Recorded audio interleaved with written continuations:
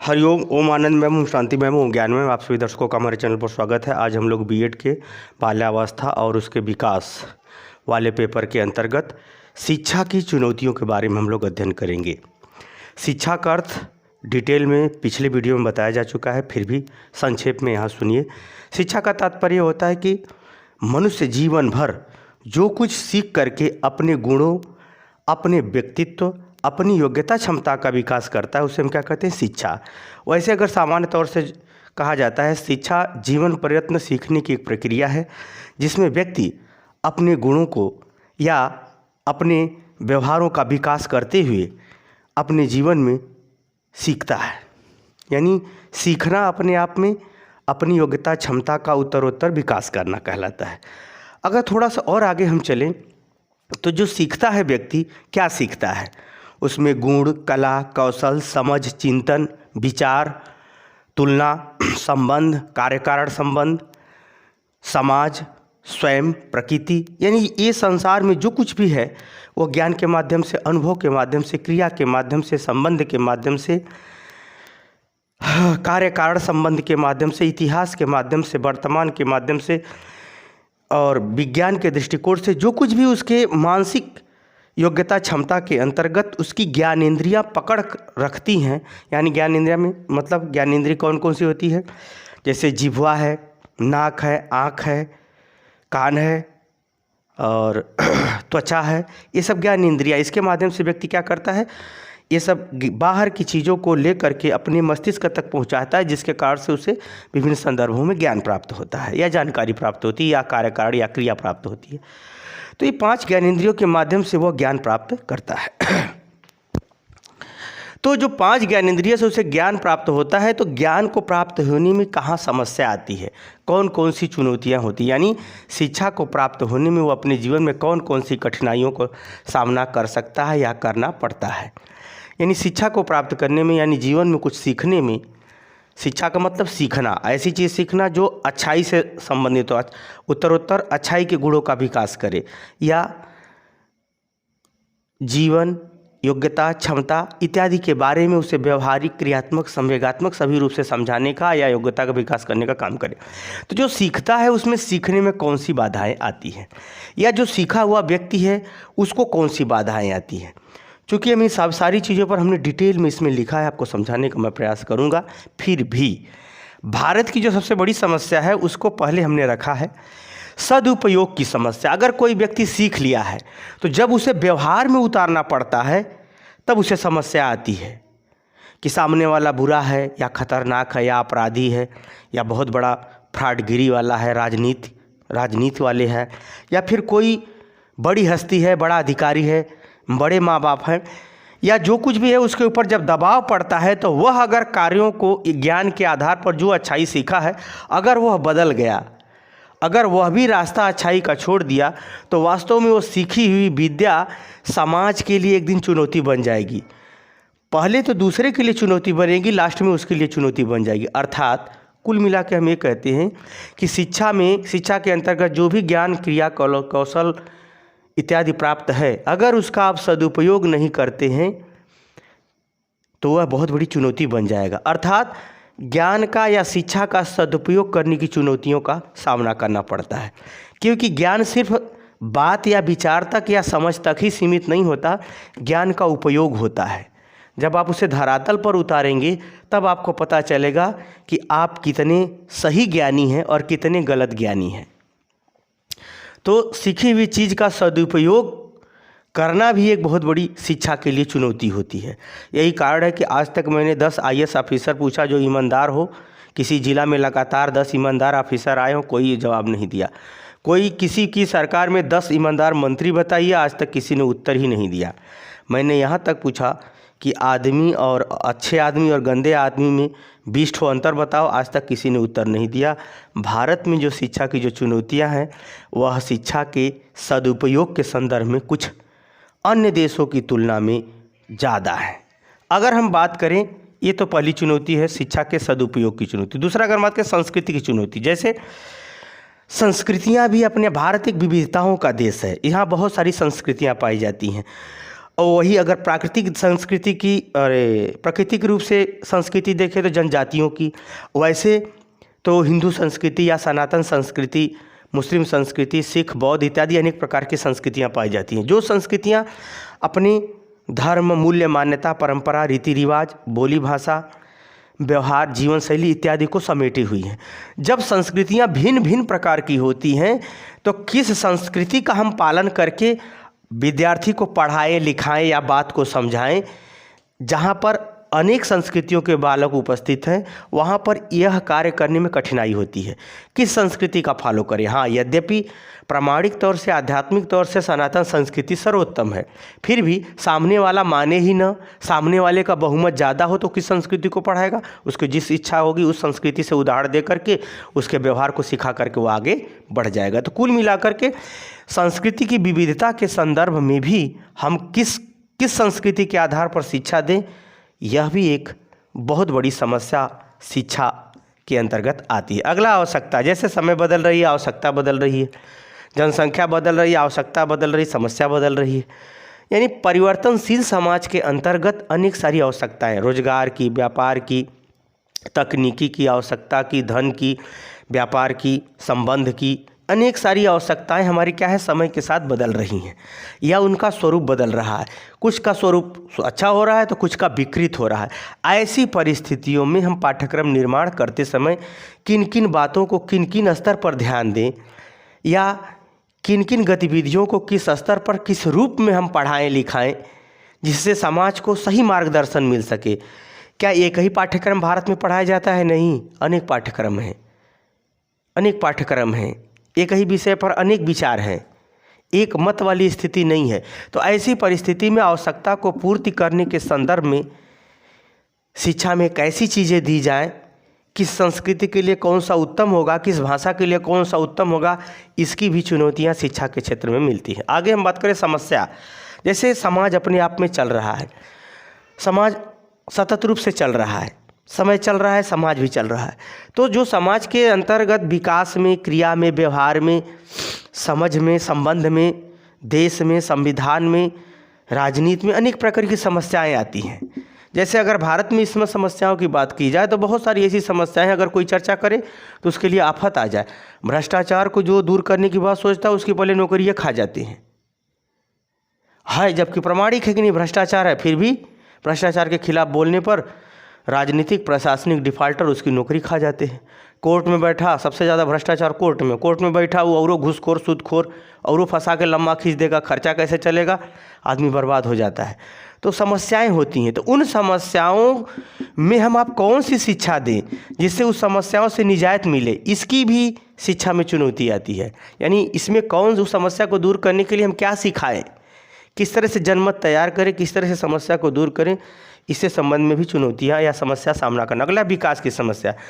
इसमें पूरा विश्व विज्ञान के आधार पर प्रगति बहुत ज़्यादा किया है, क्योंकि विज्ञान जो है हमको तकनीकी और प्रबंधन अनेक जो है विज्ञान और प्रौद्योगिकी के क्षेत्र में अनेक योगदान, अनेक उपकरण, अनेक साधन, उत्पादकता को इस तरह से बढ़ाया है कि लागत घटी है, लाभ बढ़ा है, विकास हुआ है, व्यापार बढ़ा है। तो जो विकास की जो समस्या होती है, हम जिस स्तर पे हैं, हमारा समाज, हमारा देश, हमारी शिक्षा जिस स्तर पर है उस स्तर से विकास करने के लिए हम शिक्षा के अंतर्गत कैसी व्यवस्था दें या शिक्षा के अंतर्गत किस बातों को पढ़ाएं, शिक्षा के अंतर्गत किस प्रकार से प्रशिक्षण दें ताकि वह विकास में योगदान दें, इसको भी निर्धारित करने के लिए एक समस्या उत्पन्न होती है। इसका भी पाठ्यक्रम निर्धारित करने के लिए समस्या, ये सही है, ये सही है। आज आप कुछ पढ़ा रहे हैं, कल के दिन तकनीकी आई बदल गया तो दूसरा पढ़ाना पड़ जाएगा। तो विकास के अंतर्गत बदली हुई परिस्थिति में पाठ्यक्रम या शिक्षण गतिविधि तैयार करना, इसकी भी समस्या शिक्षा के क्षेत्र में या चुनौती देखने को मिलती है। अगला समानता। लोकतंत्र में जन कल्याण सर्वोपरि होता है, इसमें जाति पाति का कोई भेदभाव नहीं माना जाता। सबका साथ, सबका विकास, सबका कल्याण, ऐसा लोकतंत्र का फार्मूला है। जब लोकतंत्र का ऐसा फार्मूला है तो इस फार्मूला के अंतर्गत जो जनजातियां या जो एसटी एससी के लोग बहुत पीछे रह गए हैं, जिनको अभी भाषा का भी पर्याप्त, अपने समाज का ही पर्याप्त ज्ञान नहीं है, जिनको उच्च समाज से अभी कोई विशेष लगाव या विशेष उनका काम नहीं पड़ा है, ऐसे लोगों को समानता के स्तर पर किस प्रकार से शिक्षा दे करके लाया जाए, ये भी एक बहुत बड़ी समस्या बनती है। ये भी क्या किया जाए, एक बहुत बड़ी समस्या, क्योंकि उनको जो है सामान्य से ऊपर उठाने के लिए उनको बहुत सारा संकोच होता है, हीन भावना उनके अंदर होती है, संवेगिक रूप से कमज़ोर होते हैं, विश्वास की भावना कम होती है, साहस और आंदोलन की बात तो छोड़िए, स्वयं को ही अपने आप को नियंत्रित नहीं कर पाता। ऐसे लोगों को उच्च समाज के समान स्तर पर लाने की भी एक बहुत बड़ी चुनौती होती है। ये अलग बात है कि अम्बेडकर जी जैसे सब लोग तो होते नहीं। अम्बेडकर जी जब के हुए तब के हुए, आज के कोनो अम्बेडकर नहीं बचे हैं। उन्होंने अपने समाज को इस समानता के स्तर पर लाया। अब सही लाया क्योंकि लोकतंत्र है, तो लाया तो सही लाया। तो इसे किस तरह से सबके लिए व्यवस्था दी जाए, व्यवहार दिया जाए, ये भी एक बहुत बड़ी चुनौती होती है। इसके लिए एक कठिन विषय व्यवहार बनता है, क्योंकि ज्ञान पर्याप्त नहीं है। ज्ञान का प्रयोग सही हो, सही दिशा में हो, सही परिणाम में हो, तब जाके वो पर्याप्त होता है। इसलिए समानता के आधार पर सभी जातियों की समान व्यवस्था देना, समान योग्यता देना, समान रूप से तैयार करना, समान कक्षा में उनको जो है समान योग्यता का विकास करना, पारिवारिक स्तर पर माहौल देना, ये सब की भी बड़ी चुनौतियाँ आती हैं समानता के कारण। अगला हम बात करें परिवर्तन के अनुसार समाजन। परिवर्तन का तात्पर्य यह है कि जैसे समाज बदल रहा है, जैसे भारत में पाश्चात्य संस्कृति को लोग अपना रहे हैं, बस मूर्खों की तरह कहते हैं कि भारतीय संस्कृति अच्छी है। भारतीय संस्कृति अच्छी कहने वाले बहुत कम हैं और उस पर चलने वाले भी बहुत कम हैं। मानसिक रूप से पाश्चात्य संस्कृति के सब आशिक हो चुके हैं। तो जो परिवर्तनशील समाज है, चाहे संस्कृति को लेकर के हो, चाहे विज्ञान के कारण से लेकर के हो, चाहे जीवन शैली के कारण से लेकर के हो, चाहे विज्ञान द्वारा विभिन्न उपकरण जो प्राप्त हुए जिनसे हमें सुख सुविधा का अनुभूति हुआ है, उनके कारण से जीवन शैली में परिवर्तन हो, उस परिवर्तनशील परिस्थिति में हम किस प्रकार से अपने आप को समायोजित करें, एडजस्ट करें, यानी उसमें ढल जाए, ताकि हमारा वर्तमान अच्छा हो, भविष्य भी अच्छा हो। तो जितना ही व्यक्ति सुख भोगी होता जाता है, उतना ही दुख का कारण बनता है। तो अब एक तरफ तो सुख भी चाहता है, दूसरी तरफ दुख भी भोगना नहीं चाहता। तो ऐसी परिस्थिति में आप कैसा ज्ञान दें, किस प्रकार से प्रशिक्षण दें, किस प्रकार से शिक्षा का रूप दें, ये सब निर्धारित करने में भी शिक्षा को चुनौतियाँ मिलती हैं। अगला भाषा की समस्या। जैसे मैंने कहा, भारत में लगभग भारत में हमें जहाँ तक उम्मीद है 700-800 के लगभग भाषाएं पाई जाती हैं। 700-800 के लगभग भाषाएं पाई जाती हैं। इससे ज़्यादा ही होगा, कम नहीं होगा। जो विभिन्न प्रकार की भाषाएं हैं, उन भाषाओं में हम किस प्रकार से शिक्षा और किस प्रकार से साहित्य निर्माण करें, किस प्रकार से शिक्षा दें। जैसे अगर हम बात करें, विदेश में कोई जाता है तो वहाँ की पहले भाषा सीखता है, तब वो विज्ञान सिखाते हैं। लेकिन भारत का एक ऐसा दुर्भाग्य है, या भारत का दुर्भाग्य है, भारत के विद्वान मूर्खों का दुर्भाग्य है कि जो अपनी मातृभाषा में शिक्षा ग्रहण न करके विदेशी भाषा के चक्कर में पड़े हैं। जबकि विश्व का कोई ऐसा देश नहीं है जो दूसरे की भाषा में डेवलप हुआ हो, लेकिन भारतीय मूर्ख कोर्ट से लेकर के शिक्षा में लेकर के साइंस के क्षेत्र में लेकर के भी अभी विदेशी भाषा के ही पीछे पड़े हुए हैं। यही कारण है कि भारत विद्वान होने के बाद भी भ्रष्टाचार में सर्वोपरि स्थान धीरे धीरे ग्रहण करने वाला है। तो भाषा की अगर हम समस्या की बात करें, तो विभिन्न भाषाओं में किस तरह से हम साहित्य को पढ़ाएं, किस तरह से हम अनुवाद को करें, किस तरह से हम भाषा का विकास करें। वैसे त्रिस्तरीय भाषा सूत्र दिया गया है कि मातृभाषा, राष्ट्रभाषा और ग्लोब यानी इंटरनेशनल भाषा यानी अंग्रेजी, ये विकास दिया गया है। लेकिन हिंदी के अलावा भी तो बहुत सारी भाषाएं हैं। तो उन भाषाओं के पीछे क्या दृष्टिकोण हो, किस तरह से अनुवाद किया जाए, किस तरह से पढ़ाया लिखाया जाए, यह भी निर्माण करने में, व्यवस्था देने में शिक्षा के अंदर बहुत ज़्यादा समस्या या चुनौतियाँ उत्पन्न होती, कठिनाइयाँ उत्पन्न होती। आगे हम बात करें अधिगम की समस्या। सबसे बड़ी बात अगर बात कहें, जो कुछ भी पढ़ाया लिखाया जाता है वो बालक को आ जाए, उसके व्यवहार में परिवर्तन हो जाए। क्योंकि समावेशी शिक्षा के अंतर्गत सभी प्रकार के बालक होते हैं, कोई बुद्धि से तेज, कोई बुद्धि से बहुत कमज़ोर, कोई अधिगम बाधित बालक, तो कोई विकलांग बालक, तो कोई मंद बुद्धि बालक, तो कोई श्रवण बाधित बालक। सभी प्रकार के बालकों को समान पाठ्यक्रम में क्रम को एक साथ पढ़ा लेना और एक साथ अनुभव करा लेना और सर्वांगीण सबका विकास कर लेना, ये भी अपने आप में चुनौती है।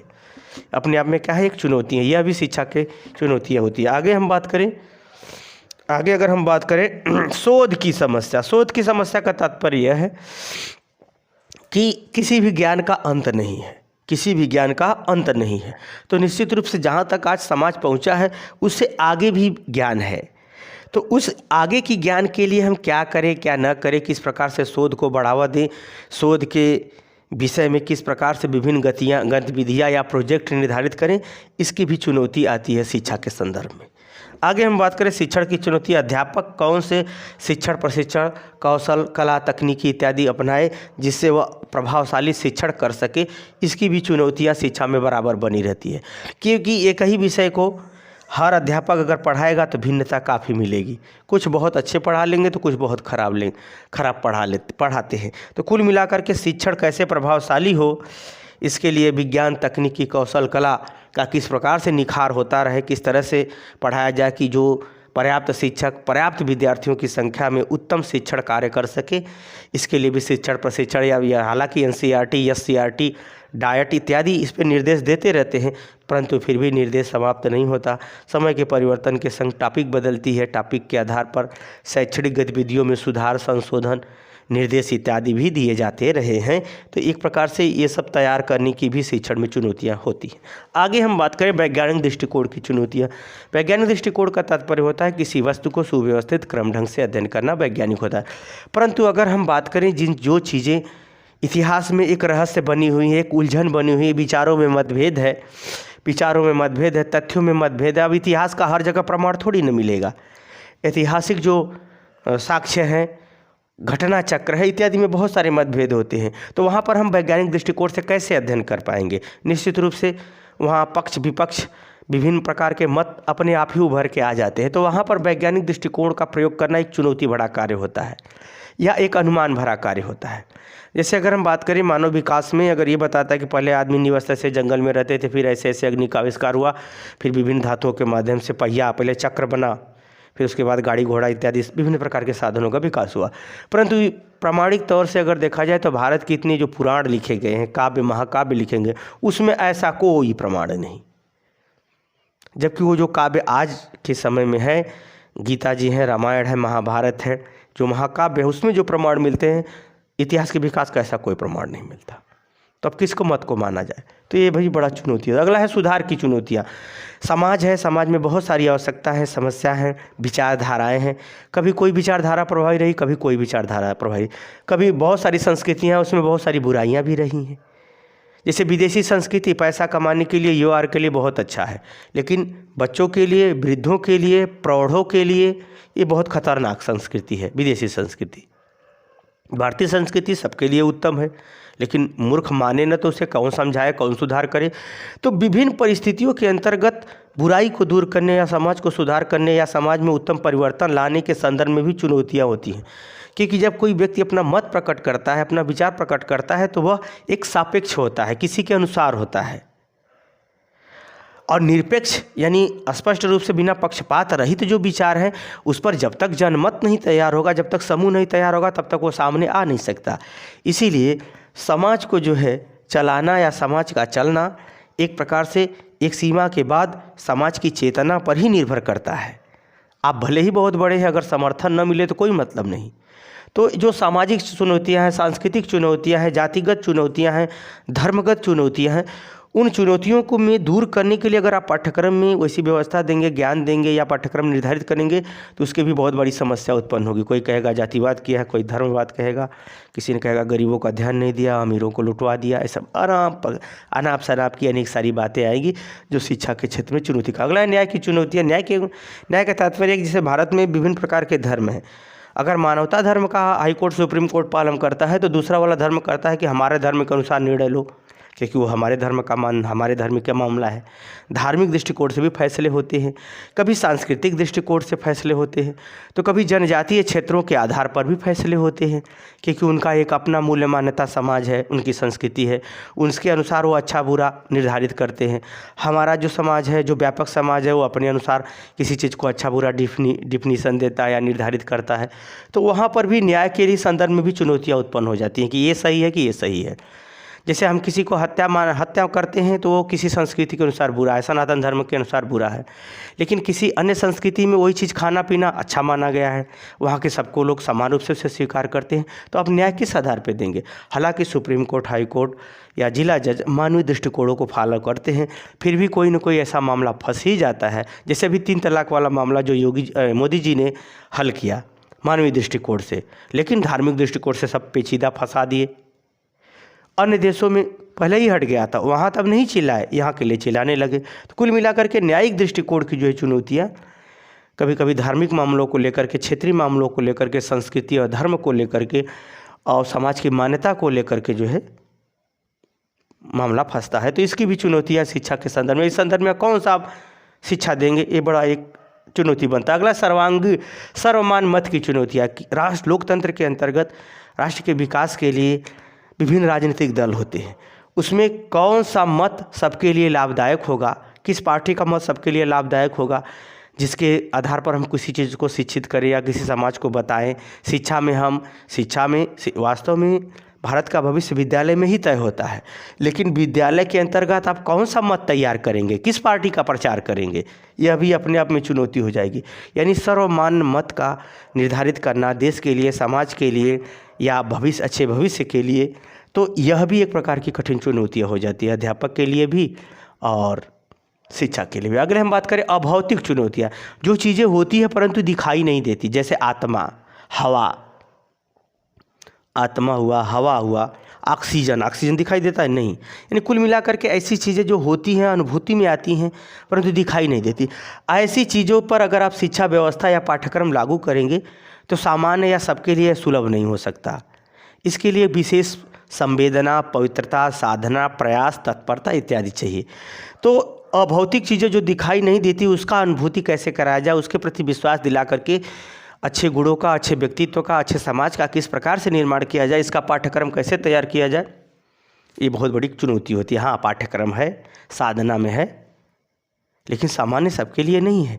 जबकि अभौतिक सब लोग चीज़ इसका उपभोग करते हैं, सब लोग उसके जीवन के साथ हैं। तो ये भी एक प्रकार से पाठ्यक्रम निर्माण और शिक्षण के लिए चुनौती होती है। आगे हम बात करें विविधता की चुनौती। जैसे भारत में विभिन्न प्रकार के स्थिति है, विभिन्न प्रकार की धर्म, संस्कृति, बोली, भाषा, खान पान, रहन सहन है। उन विविधता के अंतर्गत हम किसे सर्वोत्तम कहें, किसे खराब कहें, क्योंकि कभी प्रकृति के साथ वो चीज़ सत्य है तो कहीं दूसरे प्रकृति के साथ वो गलत है। जैसे समुद्र के किनारे मांस खाना और चावल खाना धर्म है, अच्छा है, वह दोष नहीं आएगा उसके शरीर में, दिमाग में, लेकिन मैदानी भागों में मांस खाना पाप है।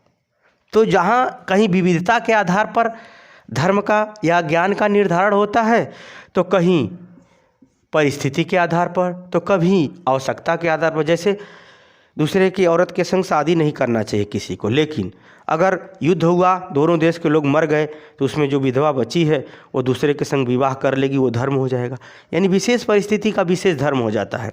तो कुल मिलाकर के कभी विविधता परिस्थिति को लेकर के, कभी विविधता समस्या को लेकर के, कभी विविधता प्राकृतिक स्थिति को लेकर के, अनेक विविधता के अंतर्गत कौन सी बात किसके लिए किस रूप में सत्य होगी, सही होगी, यह विवेक संबंधी उत्तम ज्ञान, व्यवहार, क्रियाकलाप सिखाने संबंध में भी चुनौतियां शिक्षा में उत्पन्न होती हैं।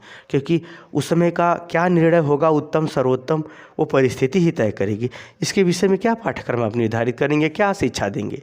हाँ, संकेत जरूर किया जाता है। जैसे किसी की दूसरे की बीवी को नहीं छूना चाहिए, लेकिन वही दुर्घटना में चिल्ला रही हो तो उठा के हॉस्पिटल बंद ले जाओ, तो वहाँ क्या हो जाएगा, तब तो आपकी शिक्षा सफल हो गई। लेकिन आप छोड़ के भाग गए, फिल्मों की तरह से फिल्म वाले अभिनेता पब्लिक को हिजड़ा बना के अपने को हीरो बनता है। अगर वो ऐसा व्यवहार करोगे तो गलत हो जाएगा ना। तो कुल मिला के हम ये बात कहें कि विविधता के अंतर्गत बहुत सारी चुनौतियाँ आती हैं, और उसको चुनौतियों को कोई स्पष्ट रूपरेखा या किसी निश्चित सीमा रेखा में बांधा नहीं जा सकता। इसलिए उसके संदर्भ में शिक्षा को व्यवस्थित निर्धारित करना एक चुनौती भरा कार्य होता है। अगला हम धर्म की चुनौतियाँ, जैसे भारत में बताया, धर्म कर्म की व्याख्या करता है। धर्म क्या है? कर्म, जो देश काल वातावरण के अनुसार सत्य और न्याय पर आधारित कर्म की व्याख्या करे वही धर्म कहलाता है। तो जो धर्म की व्याख्या है वह जो है, धर्म की जो व्याख्या है वह नियमबद्ध सुव्यवस्थित क्रम ढंग से कर्तव्य को पूर्ण करने पर बल देता है। तो अगर हम बात करें, हम अगर धर्म की बात करते हैं यानी कर्तव्य की व्याख्या करते हैं, तो क्या सभी सृष्टि के सभी धर्म सनातन धर्म के अनुसार ही कर्म की व्याख्या करते हैं? नहीं, क्योंकि जितने भी धर्म आए हैं सब कलयुग में आधुनिक रूप से दूसरे धर्म आए हैं। सनातन धर्म बहुत पौराणिक है, बहुत पुराना है, जब से सृष्टि है तब से है। अगर सनातन धर्म के अनुसार सभी लोग निर्णय मानते तो धर्म का कोई विवाद ही नहीं होता, लेकिन ऐसा नहीं है, क्योंकि जो समाज जिस धर्म में जिया है, पला बढ़ा है, उसी अनुसार ही वह कर्म की व्याख्या करता है। तो ऐसी परिस्थिति में धर्म सर्वोत्तम होने के बावजूद भी, धर्म उत्तम होने के बावजूद भी धर्म के संबंध में विवाद खड़े हो जाते हैं कि नहीं हमारा सही है, हमारा सही है, ये सही है, नहीं ये सही है। कहा जाता है कि जो स्वयं से जिज्ञासु हो, शोध के खोज के तह तक जाए, उसे तो हम ज्ञान के और पवित्रता के आधार पर सही दिशा में मोड़ सकते हैं।